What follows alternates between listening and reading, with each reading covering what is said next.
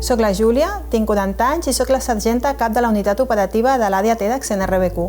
Vaig decidir per aquesta feina perquè tinc la llicenciatura de Ciències Químiques i volia aportar el pa d'aquests coneixements a el que és la institució. Un cop vaig conèixer a què es dedicaven i com funcionaven, em va apassionar. De moment ja encara no he sortit d'aquí. La nostra feina és dura, és complicada i, per tant, per mi la meva principal motivació cada dia quan vaig a treballar és finalitzar la meva jornada laboral i tornar a casa. El meu millor dia es junta amb els dies més complicats de la meva feina que m'he trobat, que va ser l'explosió de la Casa d'Alcanar, en el qual vaig intervenir juntament amb una altra companya com a coordinadores de la recollida de totes les evidències que hi havia en aquella casa, i gràcies a això vam poder investigació treure tot l'entrellat i esbrinar qui eren els culpables en aquest cas.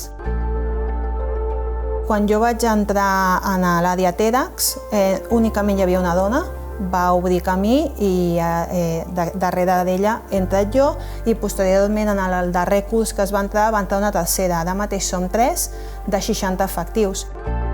Cada cop hem d'intentar ser-ne més perquè al final és una forma de donar diferents visions i diferents punts de vista i diferents formes de treballar des d'una perspectiva de gènere.